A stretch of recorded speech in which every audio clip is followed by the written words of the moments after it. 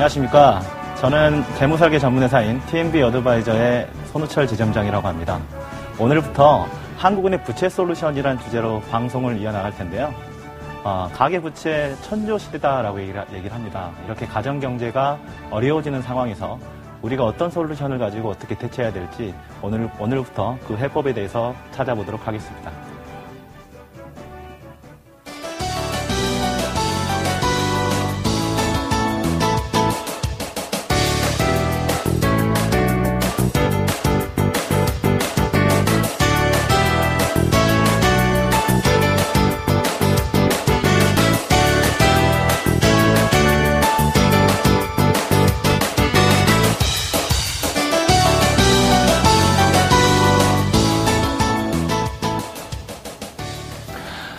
가계부채가 정말 급격하게 늘어가고 있는 것 같습니다. 2000년대 초반부터 집값이 급격하게 상승을 하기 시작했죠. 그렇다 보니까 집값 상승에 어떤 부담을 느낀 그런 중산층들이 너도나도 레버리지, 즉 부채를 받아서 집을 구입하기 시작을 했고요. 그렇다고 해서 우리나라 부채가 증가한 게 단순히 집값에 의한 부채 때문에 늘어났냐, 그게 아닙니다. 사실은 주택담보대출이 늘어날 때 신용부채도 따라 늘어났었거든요. 실제적으로 보면 2005년도에 521조였던 우리나라 가계부채가 실제적으로 2011년 들어와서 800조, 심지어 1000조를 향해서 달려가고 있다라고 합니다. 이런 영향이 뭐가 있을까를 생각해 보면 첫 번째, 집값 상승을 볼 수가 있겠죠. 그런데 또 한 가지 원인이 뭐냐. 집값이 올라가다 보니까 중산층 입장에서는 내가 이 정도 자산이 늘어났는데 내가 이 정도는 지출해도 되지 않을까? 부의 착시 현상 때문에 신용카드라든가 신용대출, 마이너스 대출까지 받아서 부채를 받아서 지출하기 시작하면서 급격하게 이제 부채가 올라가 버린 이런 이제 상황으로 볼 수가 있습니다.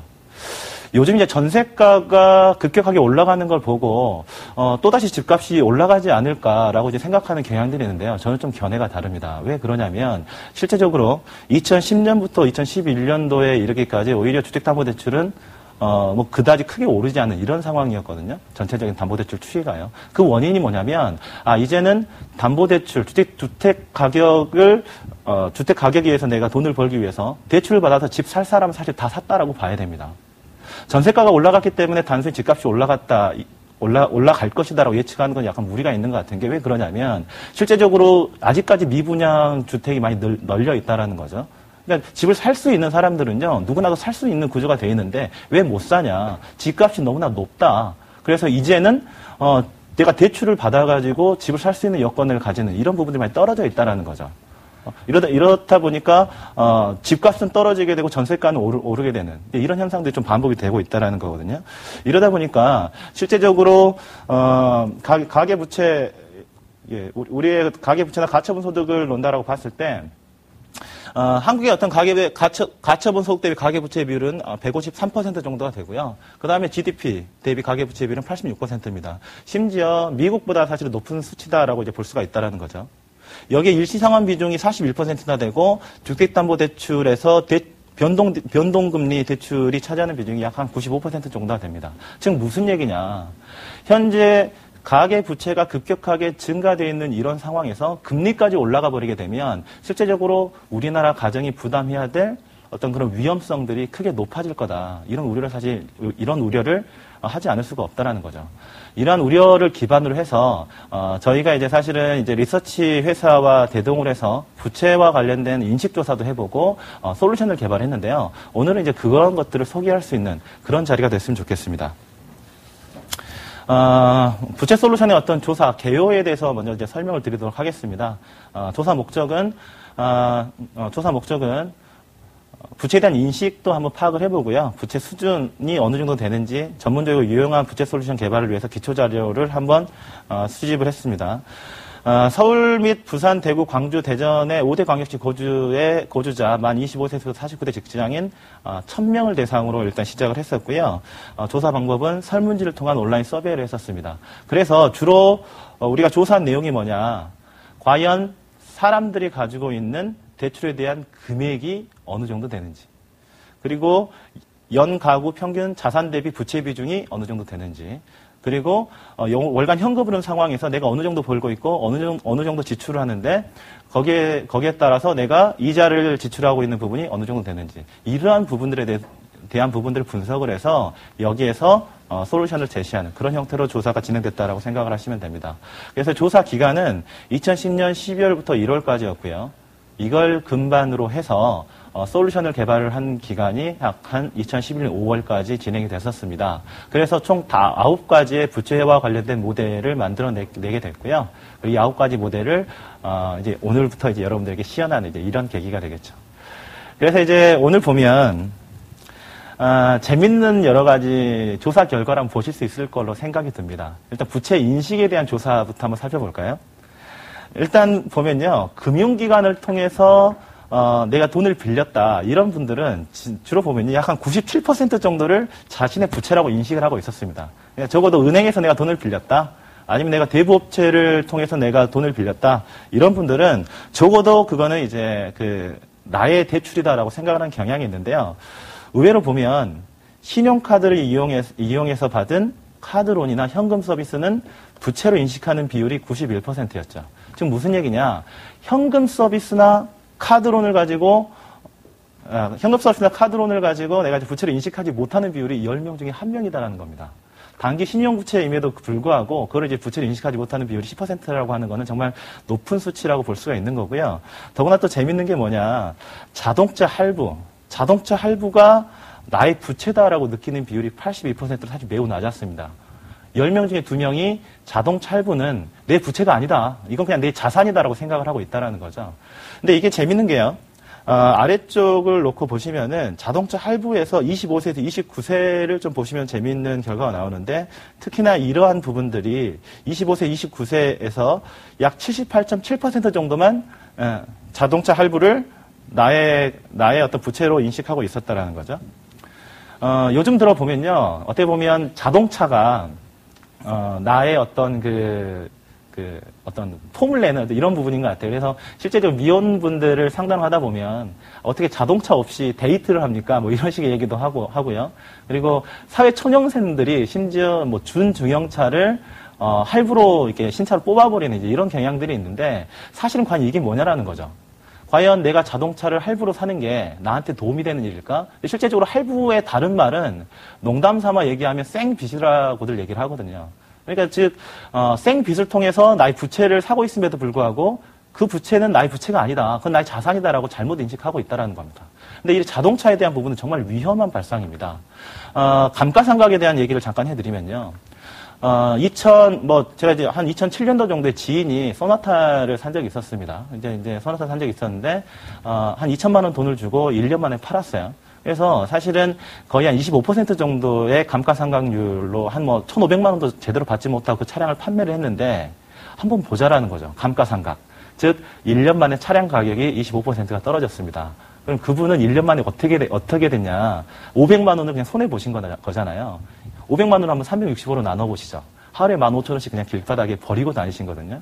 근데 이러한 현상들이 20대에 아주 급격하게 나타나고 있다라고 하는 거는 사실은 우리나라 가계부채로 봤을 때 매우 우려스러운 일이다라고 볼 수가 있다라는 겁니다.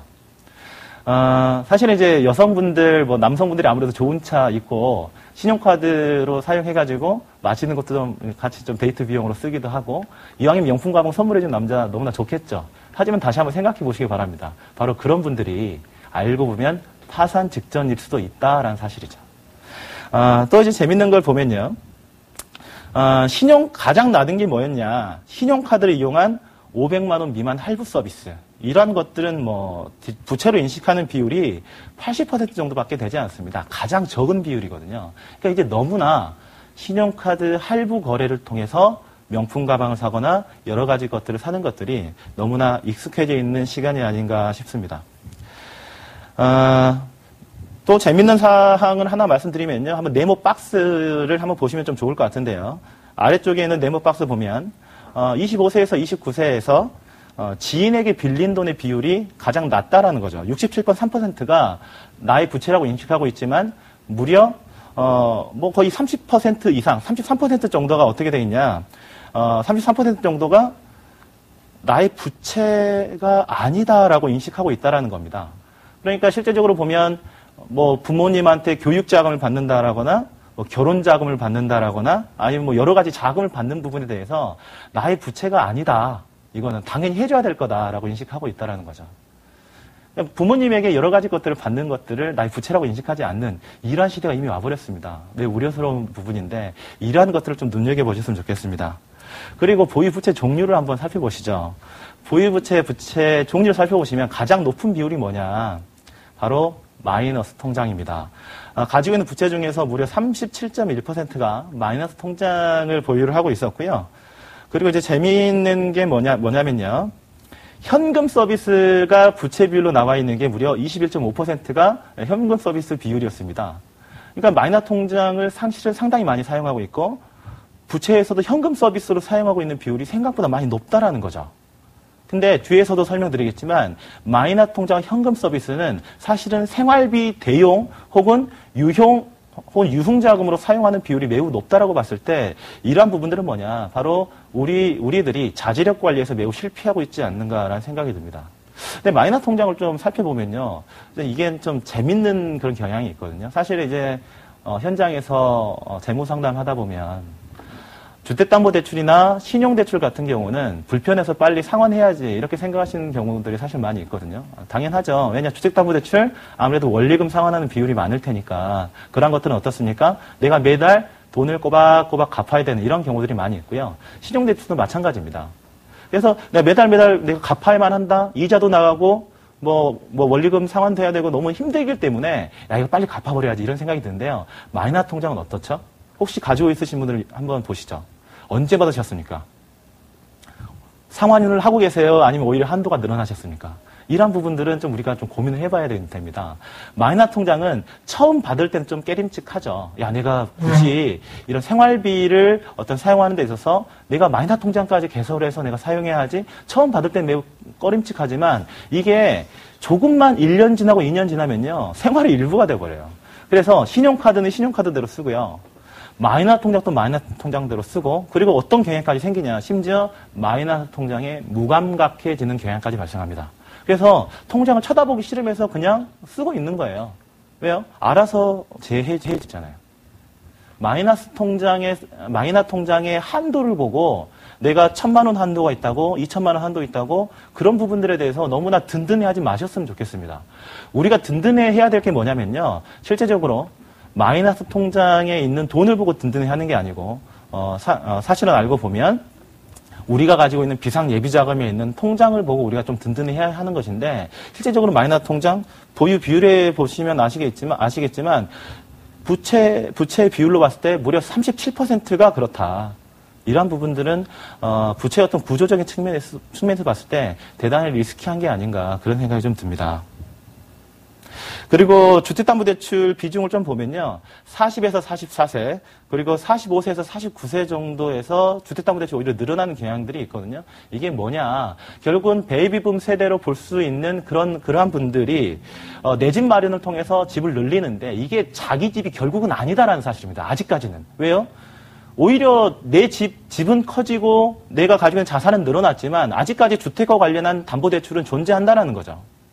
그래서 40세에서 44세의 경우에는 주택담보대출의 어떤 부채 비율로 봤을 때 48.5%를 부채 비율로 가지고 있고, 그리고 45세, 49세의 분들도 무려 40%가 넘는 분들도 사실은 이제 부채를 가지고 있다는 겁니다. 이러한 건 어떤 거냐. 이러한 부분들도 우리가 빨리 해결하지 않으면 안 될 그런 상황이다라는 겁니다. 즉 무슨 얘기냐? 내가 집을 담보로 대출을 받은 어떤 그런 부분들이 많이 있다라는 거죠. 근데 만약에 집값이 떨어졌을 때 내가 이 부채를 상환할 능력이 있냐? 그런데 40대 이상이었을 때 우리가 어떤 급여적인 측면에서 계속적으로 올라가주면 좋겠지만 실제적으로 40대 후반에서 50대 초반부터는 어떻습니까? 오히려 회사에서 본의 아니게 좀 이직을 해야 되거나 퇴직을 해야 되는 조기 퇴직에 대한 문제가 발생하게 되면 원리금 상환의 어려움을 겪을 수가 없고, 이건 꼭 외벌이 가정의 문제만이 아니고요. 맞벌이 가정의 마찬가지 문제입니다. 맞벌이 가정의 특징이 뭐냐. 레버리지를 두려워하지 않고 애들이 커가니까 내가 대출을 받아서라도 큰 집을 사는 게 좋겠다 해가지고 집을 사놨는데 둘 중에 한 명이라도 실직을 했다라고 하면 가정을 해보자라는 거죠. 그러게 되면 어떻게 될까요? 부채 비율은 늘어나 있는데 오히려 상환하지 못해서 압류가 되는 그러한 부분들이 많이 있을 겁니다. 실질적으로 미국의 어떤 리먼 브러더스 사태 났을 때 미국 주택의 압류 비율이 현저하게 높아졌던 걸 감안을 하게 되면 올해 말이나 내년 초 정도에 사실 상당히 많은 주택이 압류가 되거나 경매로 넘어갈 가능성이 매우 높겠다. 따라서 지금부터라도 이 부채에 대한 리스크 관리는 무엇보다 중요하다. 이렇게 좀 판단하시는 게 좋지 않을까 싶습니다. 또 이제 재밌는 게 뭐냐. 인식상 부채 상환 우선순위가 과연 어떤 거냐라는 겁니다. 어떤 것부터 한번 상환을 해야 될까? 우리 한번 그걸 한번 보자라는 얘기죠. 어떻게 생각하십니까? 당연히 높은 금리를 가지고 있는 거를 내가 우선 상환해야지 라고 생각하실 것 같죠. 저도 처음에 그렇게 생각했었거든요. 근데 리서치 결과로 나온 것들은요. 꼭 그런 것만은 아니구나라는 생각이 들었습니다. 이거는 내가 이 부채를 비용으로 인식하고 있느냐 아니면 자산으로 인식하고 있느냐 의 차이로도 볼 수가 있는 거거든요. 보면요. 현금 서비스의 경우에는 부채로 인식하고 있는 경향이 좀 많았습니다. 이건 당연한 결과죠. 왜냐하면 현금 서비스의 경우에는 뭐 대출에 대한 금리 자체가 20에서 25% 정도 되니까요. 우리가 사실은 이거를 당연히 먼저 상환해야 되겠다. 이런 생각을 하는 건 사실 당연한 것 같아요. 그래서 이것과 맥락이 비슷하게 일반 신용대출이나 마이너스 통장 같은 경우도 상환 우선순위에 아주 높게 섞여 있는 것을 좀 보고 있습니다. 그런데 신용카드 대출의 경우에는요. 신용카드 대출의 경우에는 생각보다 25.5% 정도가 사실 매우 25% 정도가 우선 상환해야 되겠다. 이렇게 생각을 하고 있었는데요. 신용카드 대출에 대한 부분의 어떤 금리 자체가 생각보다 높다라는 걸 가정했을 때는 실질적으로 일반 신용대출보다 낮게 책정이 돼 있다. 이것 좀 이해가 안 되는 대목이고요. 더군다나 자동차 담보로 자동차 대출을 받은 것도 사실 생각보다 매우 낮게끔 책정이 돼 있다라고 한번 가정을 해봤을 때는 우리가 사실 자동차 할부에 대한 부분은 어떻습니까? 실질적으로 금리도 매우 높고요. 제2금융권에서 대출받는 경우가 많은데 여기에 대한 상환 우선순위가 매우 낮게 책정돼 있다는 사실입니다. 그러니까 상환에 대한 우선순위에 대해서 우리가 조금 잘못 생각하고 있구나. 즉 당연히 대출 금리가 높고 이자가 높으면 거기에 대한 거를 먼저 상환을 해야 됨에도 불구하고 이제 너무나 이제 생활의 일부가 돼버린 거죠. 신용카드에 대한 부분들, 자동차에 대한 부분들, 이런 부분들이 너무나 이제 생활의 일부가 되다 보니까 이제 이러한 이제 인식 결과가 되지 않냐. 그래서 좀 이런 부분들은 좀 근본적으로 바꿔줘야 되지 않을까. 그런 생각을 좀 하게 됩니다. 실제적으로 한번 자동차 대출에 대한 인식 상황을 한번 보죠. 제2금융권에 대출받는 비율이 사실 거의 대부분입니다. 특히 뭐 자동차 어떤 회사와 연관되어 있는 캐피탈 회사에서 대출받는 경우가 사실 많잖아요. 그러니까 자동차 대출 받게 되면 뭐 연 9%에서 많게는 뭐 13%, 14% 정도의 어떤 대출 금리임에도 불구하고 그렇게 대출받는 부분들을 너무나 당연시 여기고 있고 또 이러한 자동차 대출의 문제점이 뭐냐? 이것들이 계속적으로 상환되지 않고 반복이 된다는 거죠. 흔히들 이런 생각을 합니다. 그러니까 자동차를 좀 자주 교체하시는 분들은 공통점이 뭐냐면요. 새 차를 사서 5년간 자동차 이제 할부를 받죠. 그래서 5년간 계속적으로 원리금 상환을 합니다. 자동차에 대한 원리금 상환을 하게 되죠. 근데 5년이 지나게 돼서 이 자동차가 이제 내게 됐죠. 그럼 더 사용하게 되면 이제 부채는 끝난 건데 이런 상황에서 어떠한 의사결정을 내리느냐. 이제 새 차로 바꾸고 싶어요. 그래서 이 차를 새로 바꾸고 또 자동차를 5년간 할부로 사게 되는 이러한 형태의 어떤 의사결정 패턴들이 정말 많습니다. 근데 자동차를 한 대 바꾸고 말고가 어떠한 의사결정이냐를 우리는 한번 생각해 볼 필요가 있을 것 같습니다. 내가 예를 들어서 2천만 원짜리 자동차를 산다라고 가정을 하게 되면요. 5년간 할부를 하게 되면 할부 금액으로 약 한 42만 원 정도를 할부금으로 내야 되거든요. 그러면 매달 42만 원씩 자동차 할부금으로 5년간 냅니다. 이게 비용이죠, 비용. 그렇죠? 나한테 다 돌아오는 게 아니니까요. 그런데 또 어떤 게 있냐? 아무래도 차를 사게 되면 어떻습니까? 소형차에서 중형차로 바꾸던, 이러면 어떤 차를 바꾸든 어차피 유지비가 들어가겠죠. 기름값 들어가고, 보험료 들어가고, 세금 들어갈 겁니다. 적어도 매달 20만 원씩. 즉, 차 한 대를 내가 부채로 샀다라고 하게 되면 매달 60만 원에서 70만 원 정도를 부채인 비용으로 지출을 해야 된다라는 거죠. 그런데 만약에 내가 이걸 부채로 사는 게 아니고 내가 돈을 모아서 사겠다. 뭐 이런 형태로 의사결정을 내렸다고 한번 가정해 볼게요. 그럼 매달 한 62만 원 정도를 내가 쭉쭉 저축을 하게 되면 실제적으로 5년이 지나게 되면요. 4천만 원이 넘는 돈을 적립할 수가 있습니다. 즉 내가 지금 차를 그냥 할부로 사버렸다. 그러면 매월 60에서 70만 원씩 비용으로 지출하고 5년이 지나게 되면 감가상각이 돼서 1,000만 원대 초반인 자동차 한 대가 남아있겠지만 그게 아니라 나는 돈을 모아서 산다. 그래서 내가 매달 60만 원, 70만 원 저축했다. 그럼 4천만 원이 넘는 돈 5년 만에 나의 어떤 자산의 가치가 3천만 원 이상 차이가 발생한다라는 거죠. 그런데 조금 전에도 말씀드렸지만 더 중요한 사실은 5년 단위로 차량을 바꾸는 사람들은 계속적으로 5년마다 차량을 바꿀 것이고 10년 단위로 차량을 바꾸는 사람들은 10년 단위로 차량을 바꿀 겁니다. 부채에 익숙해진 사람들은 계속적으로 부채를 가지고 어떠한 차를 사거나 아니면 다른 소모용품을 사거나 이렇게 할 것이고요. 그게 아니고 돈을 모으는 사람들은 합리적인 재무적인 계획에 의해서 돈을 모으는 계획들을 새로 쓸 거다라는 거죠. 재무 상담을 하다 보면요. 흔히들 재테크 얘기를 하는데 저는 그렇게 생각하지 않습니다. 어떤 게 그 사람이 돈을 모으는 기준점이 되냐. 이거는 사실은요. 내가 받는 월급 비슷합니다. 내가 키우는 자녀 나이 비슷해요. 그리고 경제생활 비슷하게 했습니다. 이 정도 재무적인 변수가 비슷하면 4, 50배 정도 되면 자산 수준이 어떻게 돼야 되죠? 비슷해야 돼요. 그러니까 자산 상태가 비슷해야 되는데 실제적으로 그렇지 않은 경우들이 많죠. 40대, 50대가 되면 동일한 상황에서 동일한 경제 생활을 해왔음에도 불구하고 실제적으로 자산 상태를 비교해보면 4배, 5배, 심지어 10배 이상까지 차이 나는 경우가 사실은 많이 있습니다. 그 이유가 뭐냐면 이건 재테크도 물론 중요하지만 생각보다 많은 경우에 과거에 부채에 대한 습관들, 자산을 모으는 습관들이 10수년간, 20년 이상 쌓여온 결과에 따라서 현재의 나의 자산 상태가 결정된다는 거죠. 한번 시청자 여러분께 말씀드리겠습니다. 지금 내가 가지고 있는 자산 상태가 만족스러우십니까? 내가 가지고 있는 자산 상태 만족스러우세요? 내가 가지고 있는 부채 수준 만족스러우십니까? 그런데 중요한 게 뭐냐면요. 현재의 나의 상황은 절대 운명의 장난이 아니다라는 거죠. 내가 가지고 있는 자산 상황, 내가 가지고 있는 부채 상황은 절대 운명의 장난이 아닙니다. 내가 과거로부터 어떠한 재무적인 의사결정을 해왔고 내가 과거로부터 어떤 습관을 가지고 지출을 해왔고 저축을 해왔느냐에 따라서 현재의 상태가 결정돼 있다는 겁니다.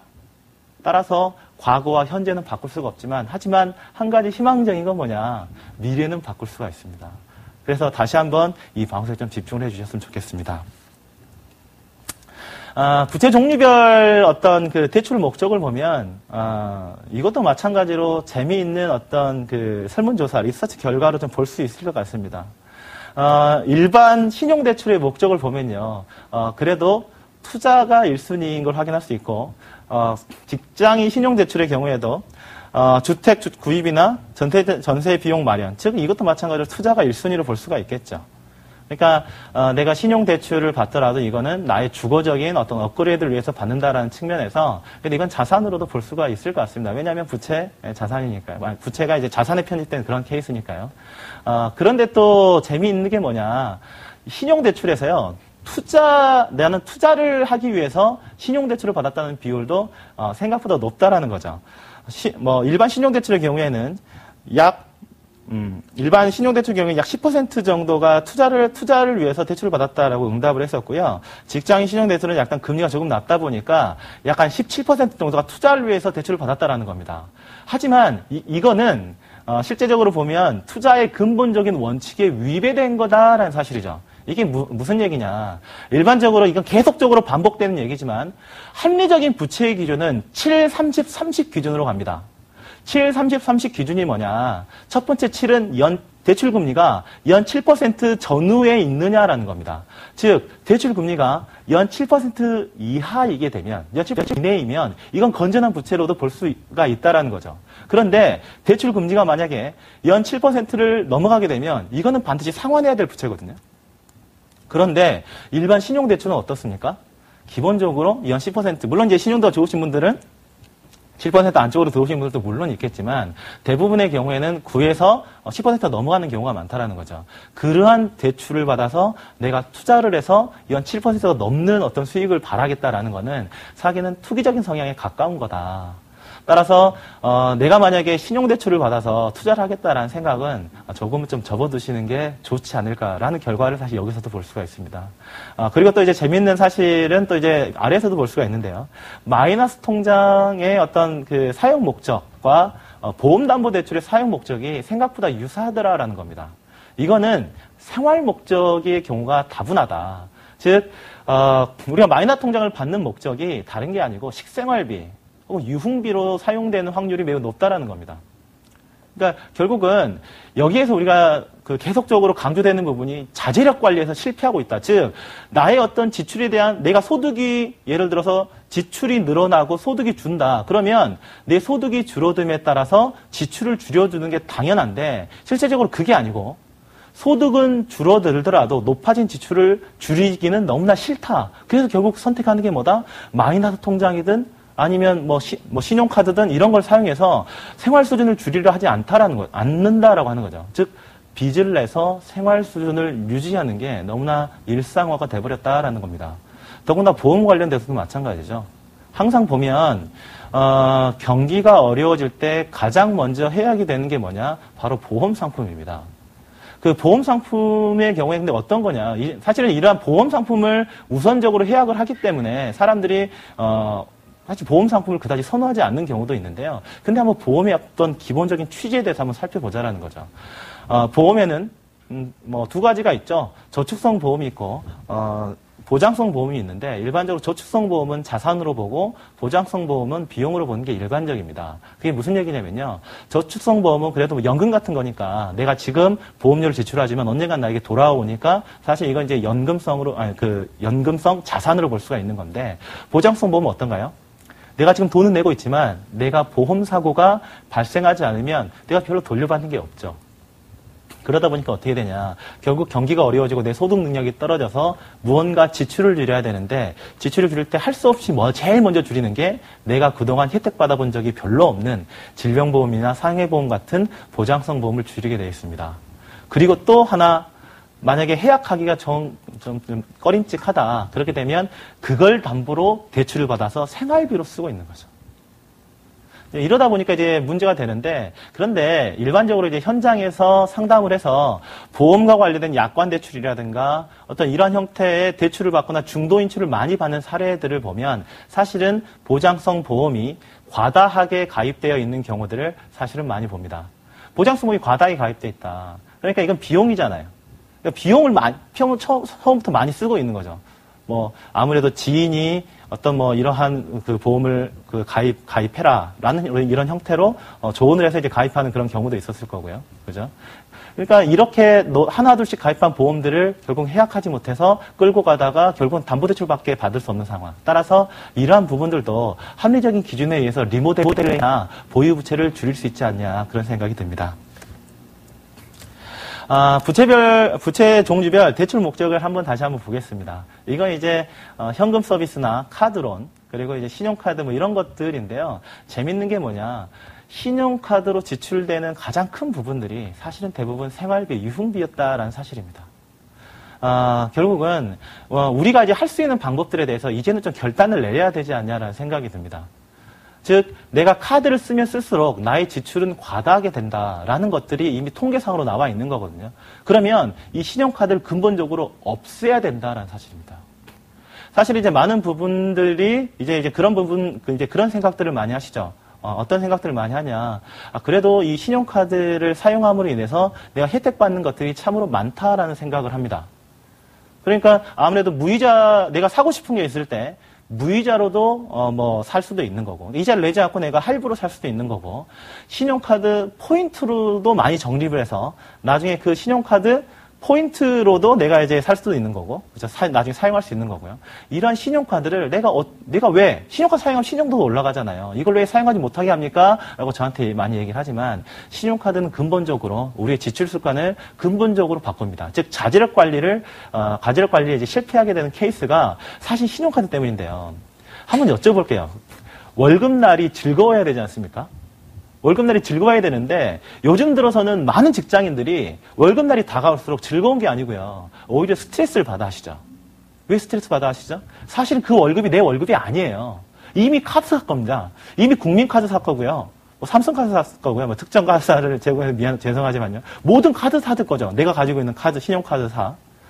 그러니까 월급날이 되면 내가 현금으로 사용할 수 있는 게 많이 없고 사실 빠져나가고 남은 돈이 별로 없고 그래서 사실 일하기도 재미가 없어지는 이런 케이스들이 정말 많죠. 시청자 여러분들은 어떠십니까?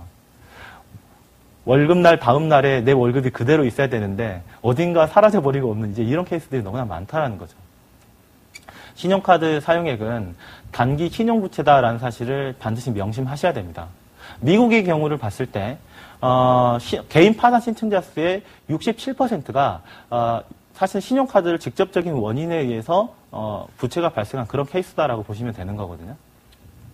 한번 이런 경험이 있으셨을 거예요. 내가 현금이었으면 굳이 사지 않았을 것을 아니면 현금이었으면 내가 몇 달간 돈을 모아서 한꺼번에 샀을 것을 신용카드가 있기 때문에 지금 당장 사버리는 이런 케이스들이죠. 제가 자제력 관리 하는데요. 자제력이라고 하는 게 차를 사지 말란 얘기가 아니고요. 명품 가방을 사지 말란 얘기가 아닙니다. 그런 거 내가 정말 사고 싶으면 사야죠. 자본주의 사회에서 사고 싶은 건 사야 됩니다. 그런데 중요한 게 뭐냐면 사고 싶은 게 있을 때 이거는 빚을 가지고 사야 될 게 아니고 계획을 세워서 돈을 가지고 사면 전혀 문제가 없다는 거죠. 그런데 어떻습니까? 카드 때문에 자제력 없이 지금 사게 되는 겁니다. 따라서 시청자 여러분께 제안 드리고 싶은 게 뭐냐. 정말 신용카드를 정말 합리적으로 잘 사용하시는 분들은 물론 뭐 이런 조언이 뭐 그다지 필요는 없으시겠지만 대부분의 경우에는 현금 사용을 좀 생활화하셨으면 좋겠다. 그래서 일주일에 한 번 정도 ATM기 가셔가지고요. 그때 이제 그 현금을 좀 찾으셔가지고 한 주 한번 생활해 보시는 이런 습관을 들이시는 거죠. 이런 습관을 들이시고 3개월 정도 습관을 들이시게 되면 그 습관은 나의 습관이 됩니다. 그런 형태로 좀 진행을 하시면 좋으실 것 같고요.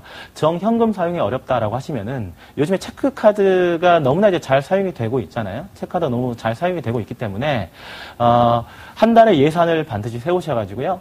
일정 비율은 현금으로 쓰시고 일정 비율은 체크카드와 연관이 돼 있는 계좌에 입금을 시켜가지고 그걸 쓰시는 어떤 이런 습관을 하시게 되면 일반적으로 봤을 때 3개월 후에 나의 지출은 30% 줄어든다. 이건 뭐냐? 꾸준히 부채를 상환할 수 있는 시스템을 만들 수 있다. 이런 식으로 좀 정리를 하시면 좋을 것 같습니다. 부채 종류별 대출 발생 시점을 보더라도 이것도 이제 한 가지 재미있는 어떤 여러 가지 사실들을 좀 확인할 수가 있는데요.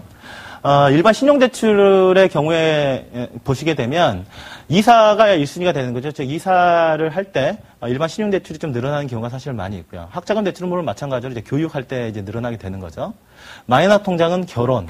마찬가지 투자 비율이 사실 높네요. 일반 신용대출과 투자가 이렇게 높았다. 이건 아까 말씀드렸습니다. 이거는 좀 우리가 지양을 해야 될 것 같다. 그래서 실제적으로 금융기관을 위한 신용대출은 어떤 이사라든가 내가 어떤 주거적인 이전을 통해서 할 때 좀 대출이 많이 일어나는 일단 그런 경향이 있다라고 좀 보시면 될 것 같고 금융기관을 통한 담보대출은 내가 뭐 집을 산다거나 마찬가지 이사 비율이 좀 높은 것 같습니다.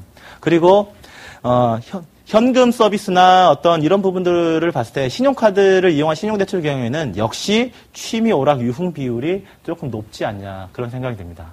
여기에서 우리는 한 두 가지 정도의 어떤 교훈을 좀 찾을 수 있지 않냐 싶습니다. 내가 왜 꼭 이사를 갈 때 마이너 통장이나 신용대출을 받아야 되는 거죠? 이거는 계획을 세우지 않았기 때문에 그렇습니다. 내가 이사에 대한 계획을 정확하게 세웠고요. 자녀 교육에 대한 계획을 내가 정확하게 세웠고요. 그죠? 그리고 그러니까 정확한 재무 설계를 통해서 내가 앞으로 어느 시점에 어느 정도의 돈이 필요할지에 대해서 미리미리 계획만 세웠으면 부채를 발생시키지 않았다거나 아니면 부채 비율을 최소화하면서 이사도 가고 집도 사고 그럴 수가 있다는 거죠. 그런데 이러한 계획을 세우기에 실패하고 있기 때문에 결국은 해당 시점이 다가왔을 때 막연한 불안감만 있었던 거죠. 부채가 발생할 수밖에 없는 그런 케이스들이 많지 않냐라는 생각이 듭니다. 사실은 왜 예전 분들이 억지로라도 집을 분양받아 버리게 되면 그래도 집은 한 채 남는다 이런 얘기를 했냐면요.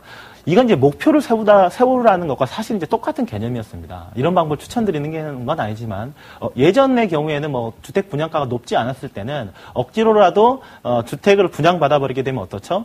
계약금 내야 되죠. 뭐 1년에 뭐 두세 번 정도 중도금 내야 되죠. 또 2, 3년 후에 잔금 내야 되지 않습니까? 단기적인 돈이 필요한 재무적인 계획들이 계속적으로 나온다라는 거죠. 그러니까 내가 허리띠를 졸라매고 싶지 않아도 자연스럽게 졸라매질 수밖에 없습니다. 그러니까 어떻게든지 돈을 모을 수 있게 되고 어떤 식으로든지 목표를 달성할 수 있게 되죠. 그런데 이제는 그마저의 목표도 없어졌죠. 주택 가격이 너무나 높게 바뀌어버리다 보니까 이제 이러한 방법은 통용되지 않는다라는 거죠.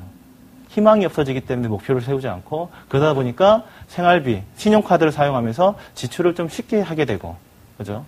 이사라든가 자녀가 교육 들어갈 때 너무나 쉽게 대출로서 해결하려는 이러한 경향들이 많다. 따라서 제대로 된 재무 설계를 통해서 재무적인 목표를 세우는 것도 우리가 부채를 줄여가는데 부채 발생의 원인을 제거하는데 훨씬 더 중요한 요소가 될 것 같다라는 생각이 듭니다. 부채 종류별 상환 방식을 보더라도 좀 이제 재밌는 그런 결과를 좀 볼 수가 있을 것 같습니다. 이게 여기 보면요, 주택담보대출에 대해서 사실은 좀 우려스러운 좀 방법들이 있습니다. 일반 신용대출 상환 방식을 보면 아무래도 원리금 상환 비율이 50%를 좀 이제 넘어가고 있고요. 자동차 할부 상환 방식의 경우에도 원리금 분할 상환이 약 한 85% 정도 돼가고 있고, 신용카드 대출도 원리금 분할 상환이 약 65% 정도가 돼가고 있는데, 한 가지, 주택담보대출만 어떻죠? 거치 후 상환이 41%, 원리금 분할 상환을 앞서고 있습니다. 이건 뭐냐면요, 결국은 만약에 내 집이다라고 생각을 해보세요. 내 집이면 대출 금액을 줄이는 게 좋습니까? 아니면 대출 금액을 그대로 놔두는 게 좋습니까? 진짜 내 집이면요, 대출 금액을 줄여가는 게 좋죠. 즉 내가 주거용으로 주택을 구입했다라고 가정을 해보면요, 원리금 비율이 높아야 되는 게 맞습니다. 그런데 그건 아니다라는 거죠. 즉 사람들이 왜 이처럼 마지막에 원금을 한꺼번에, 그러니까 이자만 내다가 마지막에 원금을 한꺼번에 상환하는 방식을 선호하게 됐냐면, 결국은 전세 끼고 은행에서 대출받고 상호저축은행에서 대출받아가지고 쉽게 주택에 나 투자를 하겠다. 그래서 주택 가격이 높아지게 되면 내가 이자 내고 뭐 이런 것들도 나중에 다 내가 세금 내더라도 그건 내가 다 수익으로 찾아갈 수 있다라고 좀 쉽게 생각하셨던 것 같아요. 그러다 보니까 이런 상황인데, 요즘 들어서 어떤 경향이 발생하고 있냐면, 한번 상호저축은행 가보시기 바라요. 실제적으로 대출 연장과 관련했을 때 상환을 하라라고 하는 상호저축은행의 입장 때문에 곤란을 겪고 있는 분들이 그렇게나 많습니다. 그런 분들의 공통점이 뭐냐면요, 너무나 쉽게 생각했다라는 거죠. 주택가격이 올라가니까 60%는 은행에서 대출 받겠다. 그리고 30%는 상호저축은행에서 대출 받으면 결국 자기 자본 10%면 나는 저 집을 사서 가격이 올라가게 되면 난 팔 거다라는 생각을 너무나 쉽게 하고 이제 투자를 했다라는 거죠. 근데 오히려 집값이 떨어지게 되니까 담보 가치가 떨어지게 됩니다. 그러면 당연히 그 담보 가치 하락에 따라서 담보 조정을 하게 되겠죠. 상호저축은행에서 만약에 일부를 상환하지 않으면 대출 연장 안 시키겠다라고 하는데, 실제적으로 이 상환 요구에 대응을 하지 못해서 집이 압류되는 케이스들이 정말 많죠. 이건 실제적으로 미국과 일본에서도 그대로 일어났었던 그런 케이스다라고 보시면 됩니다. 더군다나 최근에 한국은행이 발표한 자료가 사실 좀 무서운 자료죠. 우리나라 4대 은행의 주택담보대출의 경우에 주택담보대출이 약 70조 정도다라고 얘기를 하는데요. 여기에 있던 부실대출 규모가 약 30% 정도, 정확하게 말씀드리면 27%에 18조 원 정도라고 합니다. 여기서 말하는 이제 부실대출이 어떤 거냐. 자기 소득 능력의 4배 이상을 대출을 받았는데 원리금 상환하고 있는 게 아니고 이자만 내고 있는 거. 즉 만기가 도래해도 상환할 수 없을 가능성이 높은 부채 비율이요. 현재 18조입니다. 그런데 여기에서 올해와 내년에 만기가 도래하는 부채가 6조가 넘어갑니다. 이러한 경우에 가계 부채에 대한 부분이 정말 부실화가 심해질 수가 있고, 이런 부분들 때문에 우리가 조금이라도 빨리 부채에 대한 솔루션을 가져가야 된다는 겁니다. 부채 종류별 대출 기간을 보면 여기에 대해서도 우리가 왜 마이너스 신용대출을 좀 빨리 상환해야 되는지 우리가 좀 이제 확인해 볼 수가 있겠죠. 일반 신용대출의 경우에는 아무래도 일반 신용대출 경우에는 아무래도 1년 미만 1년에서 2년 미만, 3년 미만의 비율이 상당히 높고요. 신용카드나 현금 서비스 같은 경우에는 좀 단기에 상환하는 경우가 많은데, 상대적으로 볼게요. 상대적으로 보면 마이너스 통장의 경우에는 5년 이상, 즉 3년 이상 끌고 가는 비율이 어느 정도냐? 무려 거의 한 30%에 달합니다. 10명 중에 3명 정도가 마이너스 통장을 조기에 상환하지 못하고 질질질 끌려가고 있다는 거죠. 근데 이러한 부분들은요, 오히려 신용도가 좋은 뭐 공무원 집단이라든가 이런 쪽에서 오히려 더 많이 발생하고 있는 이런 상황입니다. 이게 좀 재미있는 상황이죠. 신용도가 좋다 보니까 오히려 마이너스를 상환하지 못하는 이런 경우가 발생한다. 즉 무슨 얘기냐? 즉 내가 신용도가 좋다. 신용도가 좋다라고 하는 게 어쩔 때 유리한 거죠? 돈을 빌릴 때 유리한 겁니다. 돈을 빌릴 때 대출 조건을 좋게 해주다 보니까 어떤 경향이 발생하냐? 대출을 받는 걸 되게 쉽게 하는 거죠. 상담할 때 자랑하세요. 내가 은행 가면 1,000만 원 쉽게 빌려줍니다. 근데 은행 가면요, 지점장이 엄청 잘해줘요. 지점장이 얼마나 잘해주냐면, 선생님 앉으십시오. 1,000만 원 필요한데 어떻게 하면 돼요? 이러한 조건인데, 이렇게 저리로 우리가 1,000만 원을 빌려드리겠습니다. 이렇게 얘기한다. 이런 걸 저한테 자랑하시거든요. 근데 그러한 마이너스를 받을 수 있다는 걸 자랑하시면 안 되는 거죠, 사실은. 우리가 자랑해야 될 게 뭐냐면, 사실은 긴급 상황에 대처할 수 있는 현금이 내가 얼마나 많느냐, 여기에 대해서 자랑을 해야 되는 건데, 마이너스 한도, 신용도가 좋다고 내가 돈을 잘 빌릴 수 있어요? 나중에 그거 다 갚아야 될 돈인데요. 그러다 보니까 5년 이상, 심지어 10년 이상도 못 갚습니다.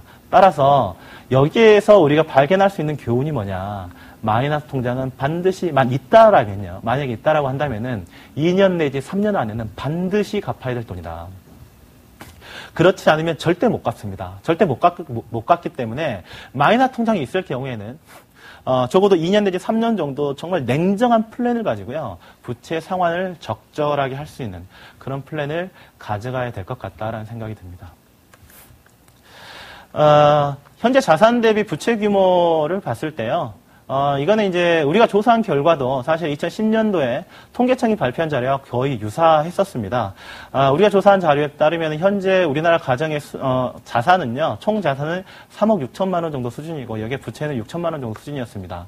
그런데 여기에서 사용자산이 지역에 따라 좀 차이는 있지만 사용자산, 즉 주거부동산 비중이 2억에서 2억 4천만 원 정도였습니다. 즉 보유하고 있는 금융자산 수준은 6천만 원에서 8천만 원 정도밖에 안 된다. 즉 내가 집 한 채 있고요. 현재 금융자산 6천만 원에서 8천만 원 정도 있는데 지금 만약에 내가 퇴직해서 은퇴라도 해서 이거 가지고 버틸려면 5년 이상 못 버틴다라는 결론이 그대로 나옵니다. 연평균 가구의 소득 및 지출은 맞벌이한 비중이 높아져서 약 5,700만 원 정도의 소득과 약 한 370만 원 정도의 지출이 있었는데 여기에서 우리가 눈여겨봐야 될 게 뭐냐면요. 소득 수준이 높을수록 부채를 짓는 걸 두려워하지 않았다라는 겁니다. 이건 이제 어떤 걸 의미하냐라면요. 맞벌이의 경우에는 오히려 부채가 늘어났을 때 오히려 더 타격이 될 수가 있습니다. 우리나라 맞벌이 부부의 특징이 뭐냐. 소득이 높기 때문에 고정지출을 늘리는 거 두려워하지 않습니다. 주택담보대출 받는 거 별로 두려워하지 않고요. 그래서 좀 큰 평수가 두려워하지 않고 아이들 좋은 교육 시키기 위해서 학원비 늘리는 걸 두려워하지 않습니다. 그래서 부채 수준이 늘어났는데 문제가 되는 게 뭐냐. 한 명이라도 소득이 줄었을 때 어떻게 되느냐. 실제적으로 미국의 경우에는 맞벌이의 파산율이 외벌이에 비해서 2배 이상 높습니다. 이거는 소득 중단에 대한 대비가 제대로 되어 있지 않기 때문이거든요. 따라서 특히 맞벌이의 경우에는 실직에 대한 대비도 반드시 해야 될 것 같고요. 유동성에 대한 준비도 무엇보다도 충분히 해야 되지 않을까 그런 생각을 해봅니다. 지출 품목 및 비중을 보더라도요. 여기서 이제 인상적인 사례만 좀 같이 좀 살펴보면 아무래도 양육 및 교육비가 지속적으로 좀 늘어나고 있죠. 그래서 여기에 대한 부분들, 즉 자녀가 늘어나면서 교육에 대한 부채, 교육 비중이 늘어나고 부채가 늘어난다라고 봤을 때는 특히 우리가 재무 목표 설정하는 데 있어서 자녀 교육에 대한 부분들은 계획을 좀 철저하게 세워야 될 것 같다라고 생각이 들고요. 부채 이자 비중도 지속적으로 늘어납니다. 이런 부분들을 보면 이건 이제 주택에 대한 담보대출 때문에 그런 건데 보다도 철저하게 무조건 대출로서 내가 집을 산다라는 개념보다도 내가 처음에는 공적 제도를 이용해서 즉 사용자산에 대한 주거 비용을 최대한 낮춰간다라는 개념을 잡으시고 그 이후에 내 집 마련이나 자녀 교육을 어떻게 해야 될지 여기에 대해서 고민을 해야 부채 수준을 낮게 하면서 자산 수준을 높일 수 있다라는 생각이 듭니다. 지출 비용, 신용카드 현금 비중도 마찬가지죠. 재밌는 게 뭐냐면 현금 사용 비중보다 신용카드 비중이 너무나 커졌습니다. 이건 뭐 계속적으로 하는 부분이니까 다시 한번 강조드리지만 현금 사용 비중 늘리시고요. 체크카드 비중을 좀 늘리셨으면 좋겠습니다. 마지막으로 이제 선호하는 대출 방식에 대해서 좀 살펴보면 결국 1,000만 원 미만 대출 시 선호하는 방식이 뭐냐? 마이너스 통장입니다. 마이너스 통장.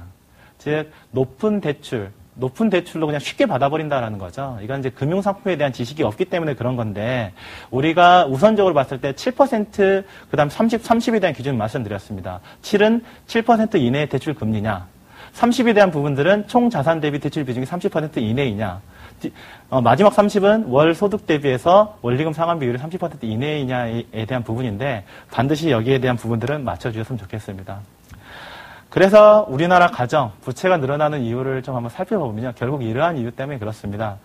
결국 첫 번째, 금융상품에 대해서 잘 몰라서 부채가 사실 상당히 많이 늘어나고 있고요. 그리고 비상상황, 비상사태, 가족에 대한 어떤 사고 사례가 있다거나 의료비가 증가한다라든가 이런 부분에 대한 대비가 되지 않아서 부채가 늘어나고 있고, 너무나 분수에 맞지 않는 지출, 특히나 신용카드를 사용하면서 부채가 많이 늘어나고 있습니다. 그리고 너무나 대출을 받아서라도 빨리 이 돈을 투자해서라도 빨리 돈을 벌고 싶은 욕구 때문에 사실은 한국 가정의 부채가 많이 늘어나고 있습니다. 이러한 이유 때문에 9가지가 있는데 9가지의 부채 유형을 저희가 이제 파악한 게 있는데요. 설명드리면 이것과 같습니다. 처음에는 이제 생활형입니다. 생활형. 그래서 설명을 드리면 생활형 부채 4가지를 좀 볼 수가 있는 게요. 신용카드, 카드론, 현금 서비스 사용으로 인해서 부채가 증가한 케이스를 첫 번째 유형으로 좀 볼 수가 있고요. 두 번째는 자녀에 대한 교육비 증가, 결국 극적으로 대학 학자금 지출이 너무나 늘어나게 되면서 부채가 증가하는 이런 케이스들을 볼 수가 있을 것 같고요. 분수에 맞지 않는 자동차 구입으로 인한 할부금이 늘어나게 되겠죠. 여기에 따라서 부채가 증가하는 케이스들을 볼 수 있을 것 같고, 과도한 보장보험 가입 및 해약에 따른 부채가 증가하고 있다. 이렇게 보시면 될 것 같습니다. 그리고 이제 부동산 및 창업과 관련된 부채가 많이 늘어나고 있는데요. 과다한 부동산 담보대출, 즉 주거를 위한 주택담보대출도 볼 수가 있고, 그 다음에 전세보증금 담보대출, 투자를 위한 부동산 담보대출 때문에 부채가 많이 늘어나고 있습니다. 그리고 퇴직 이후 창업과 관련된 부채 때문에 우리가 이제 부채가 많이 증가하고 있고요. 마지막으로 부모님과 관련된 부채 승계에 따른 과다 부채가 있고, 그리고 제2금융권, 재산금융권 부채, 마지막으로 부채가 너무 과다해서 도저히 상환이 불가능한 이런 상황 때문에 우리가 이제 그 부채가 늘어나는 케이스들입니다. 오늘은 개요에 대해서 설명을 좀 드렸는데요. 앞으로 한 6회 이상에 걸쳐서 이 부채에 대해서 구체적으로 한번 살펴보고 거기에 대한 솔루션에 대해서 알아볼 수 있는 그러한 방송을 계속적으로 이어나가도록 하겠습니다.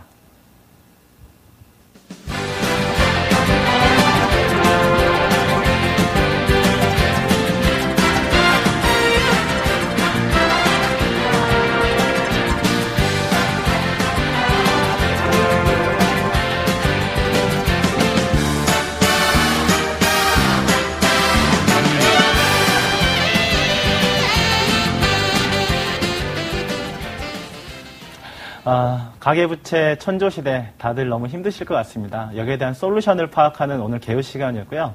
다음 시간에는 그 첫 번째 솔루션으로 생활부채 중에서 신용부채가 정말 과다하게 불어나 있는 이런 케이스에서 우리가 어떤 식으로 솔루션을 제시할 수 있을지 거기에 대한 솔루션을 저희가 대안으로 제시해 드리도록 하겠습니다. 고수입책2 부채 솔루션 다음 시간도 기대해 주시고요. 다음 시간에 더 좋은 내용으로 찾아뵙도록 하겠습니다. 정말 감사합니다.